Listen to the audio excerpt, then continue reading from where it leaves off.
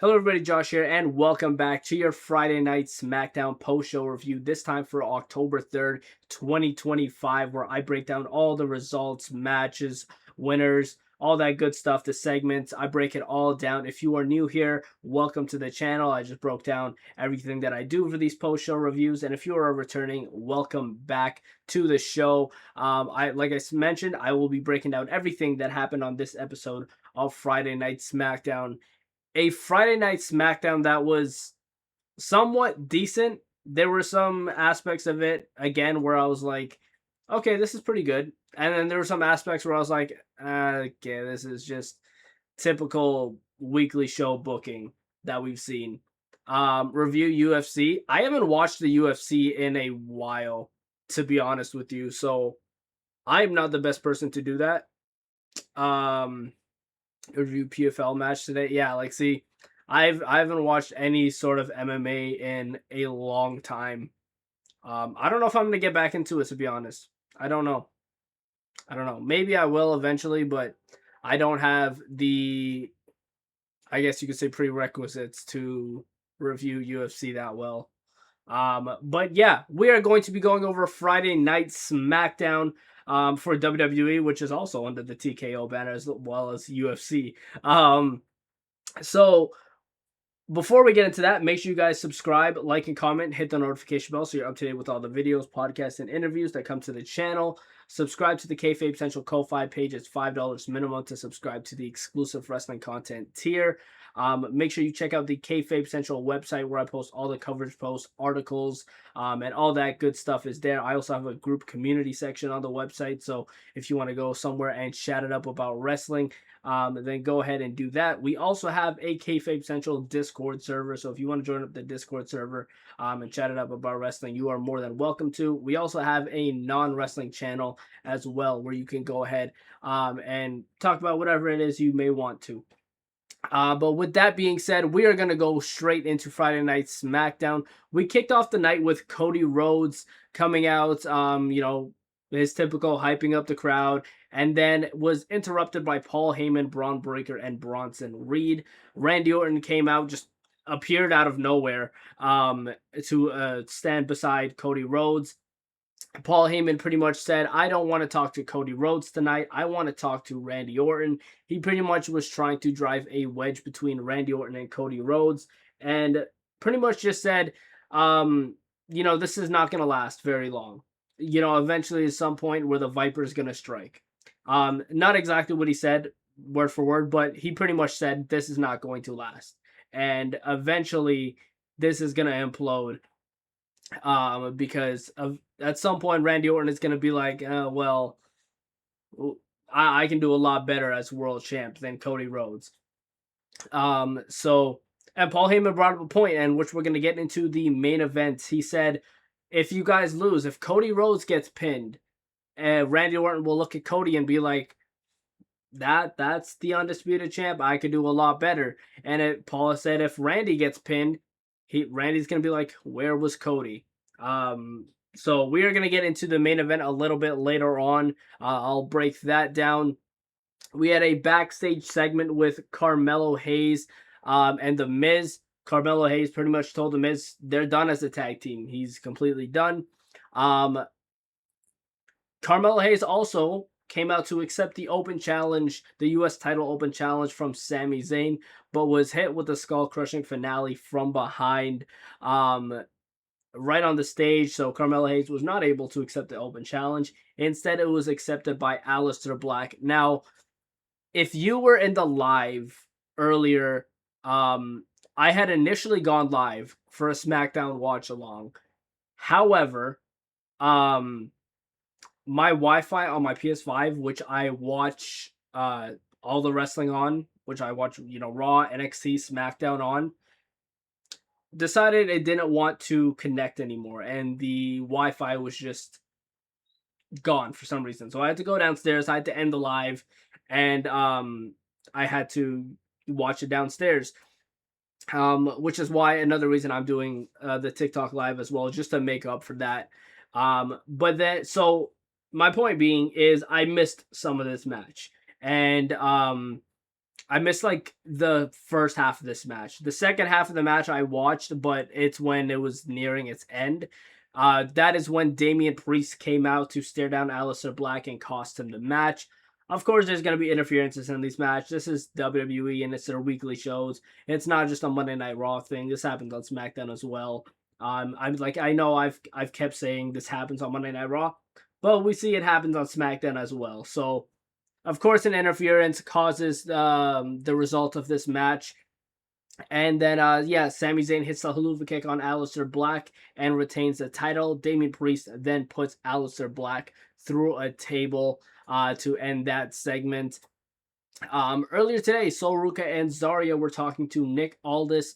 They were interrupted by Chelsea Green and Alba Fire, who were trying to recruit Zaruka into the Green Regime or the Secret Service, and they were not having it. And instead, they got a tag team match with Zaruka, in which Zaruka ended up defeating Chelsea Green and Alba Fire in an okay match. There was nothing too special about this match. It didn't go on that long either.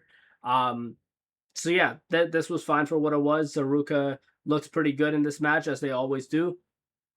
After that, backstage, Charlotte Flair and Alexa Bliss were asked what they thought about them, and they said they were impressive, but they sometimes don't get along, and that can cost them in the long run. So Alexa Bliss and Charlotte Flair are impressed. We're eventually going to get that match, Alexa Bliss and Charlotte Flair versus Zaruka for the Women's Tag Team Championships. Not sure when we're going to get that. Maybe next week on SmackDown, but they didn't say anything, so I'm not too sure. We then had, after that backstage, Cody Rhodes and Randy Orton just made sure they were on the same page. However, a little thing that I noticed, and I don't know if anybody else noticed this, towards that end of the segment, Randy Orton glared at that Undisputed Championship again, or the WWE Championship, whatever the hell we're calling it now. He glared at it for a second, and I caught that because he's been doing that the past couple weeks. So it's those little things that we have to pay attention to, where Randy Orton's eyes are. Are they really talking to Cody Rhodes, or are they looking at that Undisputed WWE Championship? And today, it was looking at that Undisputed Championship. But nonetheless, they shook hands. They were like, yeah, we're cool. We then had a contract signing for Tiffany Stratton and Stephanie Vaquer. Generic contract signing. It was just them saying, I'm going to beat you. No, I'm going to beat you. They both signed the contract. As Tiffany Stratton was walking up the stage, she was blindsided by Kiana James and Julia. Kiana James then offered her services to Stephanie Vaquer. And Stephanie Vaquer didn't really get a chance to respond because Tiffany Stratton attacked Kiana James, and then Vaquer got rid of Julia. So I thought we were going to get a tag match maybe, but maybe that'll happen next week on the SmackDown before Crown Jewel. By the way, I absolutely hate that I have to wake up for 8 o'clock in the morning for SmackDown and Crown Jewel. Ridiculous. I mean, come on. Raw starts at 8 o'clock Eastern, but man, 8 a.m.? 8 a.m.? That's going to be insane. Absolutely insane. I can't believe that I'm actually going to wake up at 8 o'clock in the morning to watch wrestling. But that is because they are in Perth, Australia. But after that, we had another segment that happened earlier today where Rey Fenix went up to Javon Evans, who was talking to Nick Aldis, and pretty much said, I loved your match with Sami Zayn last week. I think you did a phenomenal job, but I think we can make some magic one-on-one in the ring. That is when, who interrupted them again? Oh yeah, Los Garzas interrupted them. Angel, and Berto. I don't know if they're calling them Angel Garza and Humberto Carrillo now, because Booker T was calling them Angel Garza and Humberto Carrillo, but there's been the past. Hey, thank you for the like, TikToker. I appreciate that. For the follow. Thank you. Yeah, I don't know what they're calling them now. I don't know if it's actually Angel Humberto, or I don't know if it's just Angel Garza and Humberto Carrillo now. Either way, you guys know who I'm talking about. And that match was made Javon Evans and Rey Fenix versus Berto and Angel. and which was a pretty good match, as you can expect. But damn, this crowd did not deserve this match because Stu brought this up on the podcast, I think last week, when Javon Evans was on SmackDown. And you can tell a lot of people in that main roster crowd don't know who Javon Evans is. Because, he went for that, he got a little bit of a pop for his entrance, but he went for that, springboard thing where he's like, yo, boy, he is bouncy, and the crowd usually finishes it. They did not finish it. He had to finish it himself. So you can tell that not a lot of people know who he is that watch the main roster. Yeah, the crowd didn't deserve this match. They were kind of dead throughout this match. They had a few like faint "This is awesome" chants, but that was about it. Um, After that, we had a backstage segment. Damian Priest was with Kathy Kelly, and he was asked about Aleister Black, and before he could really give an answer, Kit Wilson comes up to Damian Priest. What's going on, A1? Good to see you. Kit Wilson goes up to Damian Priest. What do you think of Cody? I'll answer that in a second. In a wheelchair, and Kit Wilson pretty much does this whole toxic masculinity thing. Damian Priest then grabs the wheelchair of Kit Wilson and rolls him down the hallway. And in the background, you could just hear him crashing into something. This was the highlight of Friday Night SmackDown for me. Honestly, this was the highlight. Just seeing Kit Wilson getting tossed down the hallway. It was just comedic. What do you think? Who do you think Cody's facing at Mania? I don't know. That's a good question. The generic, I want to say generic answer and first answer to come to a lot of people's minds would be Randy Orton. I think they could go that route. I think we still have a punt kick waiting for Cody Rhodes. There's a punt kick with Cody Rhodes' name on it. I'm pretty certain of that. So maybe that's the WrestleMania match. Maybe it could end up being the Royal Rumble. But again, I don't trust WWE to have a good build for Cody and Randy from now all the way until April. I don't trust that that'll be a good build at all. So I don't know if I want to see them drag that out to Mania. Maybe at the Rumble they can do it. Yeah, I have no idea who Cody would face at WrestleMania right now, to be honest with you, other than it being Randy Orton. Unless they could. They're gonna fumble this for Mania. I hope not. Yeah, it's looking that way. Like for the world title, you can kind of see that picture a little clearer. Like you can see it's probably going to be Seth versus Roman for that world title at WrestleMania. But you can't really see that picture with Cody Rhodes because, let's be honest, the guy doesn't show up a whole lot. He doesn't. So who knows? But Damian Priest then challenged Aleister Black to a last man standing match next week on SmackDown. What did I tell you guys? TikTok specifically, when I did my TikTok preview earlier today, what did I say about this segment? What did I say about Damian Priest and Aleister Black and their match? I said it's going to be on a SmackDown because they are not going to put these guys on a PLE for some reason. For some reason, WWE is allergic to putting matches like this on a PLE. I don't understand it. I don't understand why you can't just add, because what do we really have? We have what, like 5-6 matches for Crown Jewel? You're telling me you can't just have like a 7-match card? Money grab era, yeah, exactly. That's crazy, man. That's crazy. I gotta wake up at 8 o'clock in the morning and watch a last man standing match. Oh my goodness. But yeah, so after that, we had a vignette with Solo Sikoa again. And he pretty much said that the MFTs are missing something. And once he has that something, then everybody is in trouble. And for a second, I thought, I'm like, what's that something he could be talking about?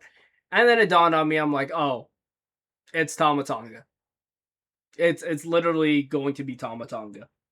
And I was like, I completely forgot Tama Tonga was a part of this. Completely forgot because he's been injured for so long. We haven't seen him in forever. I can't remember the last time we saw Tama Tonga, actually. I really can't. Um, but yeah, Tama Tonga is still signed with WWE. He is still technically part of the MFTs, and it looks like he's going to be coming back pretty soon. I don't know what their plan is for this because the booking for Solo Sikoa and the MFTs has not been good at all. Especially when it's Cody and Randy. Yeah. Yeah, exactly. Um yeah, the build, I wonder who Jericho's facing at Mania. You guys think Jericho's coming back to the WWE? I don't know. I don't know if he will. Um but what was I talking about, guys? Oh yeah, Solo Sikoa. Um the booking for them has not been good. It has not been good at all. Um so I don't have faith that they're going to um I'm sorry for the deader. I'm just trying to word this properly. I don't know if I trust WWE to book these guys right anymore because they haven't at all. They've had multiple opportunities to book Solo Sikoa and the MFTs properly, but they have just not. With all those matches WWE has been putting up on the vault lately, I know he will. I haven't even checked it out. But I always keep my eye out for reports and stuff. So I always try to be one of the first on the reports. So we're gonna see. We're gonna see if Jericho is going to come back to the WWE at some point. I think it would be cool. I think it would be a cool little pop. I can't see him like going like for a world title run or something like that. Nor do I think I'd be particularly interested in a Jericho world title run right now. But yeah, they uploaded like 3 or 4 Jericho matches as of late. That's interesting. That is interesting. Backstage, the Street Profits were interviewed by Kathy Kelly. They said they are on the same page. And you know they will they're gonna beat the Wyatt Six next week for the tag titles. The Wyatt Six then showed up on the TV behind them and pretty much said that they won't have much of a family and brotherhood once the Wyatt Six beat them next week on SmackDown for the tag titles. Again, WWE, come on. So let's get this straight. All right, let's get this out the way. You give us a decent show. A decent show. There was some aspects to this, but there were some okay aspects to this.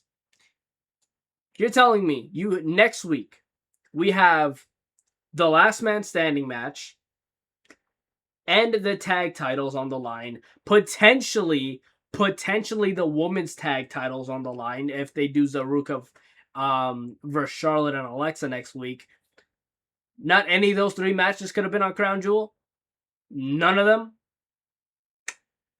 I don't know. But yeah, the Wyatt Six says they won't have much of a brotherhood left. He will, and the money will be crazy that WWE will pay. Yeah, that's very possible. TKO, we've talked about it before, is very money hungry. So, and they first uploaded a Jericho match ever since the rumors started going on. That was a month and a half ago. Interesting. It's very possible. It's not out of the realm of possibility that Jericho will come back, but again, I don't know. Like, it'll be a cool pop, but what comes after that, right? Like I said, I don't think a world title run will be particularly interesting, but yeah. What do you think of Sami Zayn's open challenges? I like them. I like them a lot. I'm liking the fact that he's actually coming out to the ring and having people accept, rather than when he was like picking his opponents like backstage previously. It adds to the surprise factor, and he's putting on really good matches. So I give him kudos to that. There's going to have to be a point though with every champion that does open challenges. At least some point, we need a storyline. We need him to be in a story, and that's when the challenge is actually going to come. And it could be Shinsuke Nakamura. We saw him lurking in the background a few weeks ago on SmackDown, and then he disappeared again. It could be Solo Sikoa coming back for that title. And honestly, guys, neither of those I'm interested in. Neither of those. I think Shinsuke and Sami Zayn are both great competitors, but with the way WWE booked Shinsuke Nakamura, do you guys blame me? Obafemi might dethrone Sami. I wouldn't mind that. I wouldn't mind that at all. Thank you for the likes, Ann. But after that, we got into the main event of the evening. It was the Vision, Braun Breaker, and Bronson Reed defeating Cody Rhodes and Randy Orton with some help from Seth freaking Rollins himself. The referee didn't hear a slam on the mat, didn't hear a curb stomp behind him. But yeah. But again, another interference. This is just the weekly TV shows. I love when we don't have interferences now. And it feels like so rare when we don't have interferences in a main event, whether it be Raw or SmackDown. But we had an interference tonight.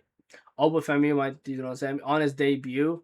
1.1K. Hey, let's go. Thank you, Ann. And thank you everybody else who's tapping up the live.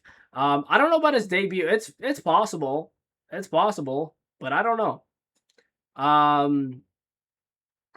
So yeah, after the match, the attack later. Also, Braun Breaker is insane. Insane. He jumped from the apron to Cody Rhodes through the barricade. Like, the guy's a dog. He's literally a dog. There's not much more to say about that. And then the Paul Heyman and Seth Rollins told Braun Breaker and Bronson Reed no more. Backed them away. And by the way, called it right down how it was going to happen. Randy Orton took the pin. And I said the Vision was probably going to win.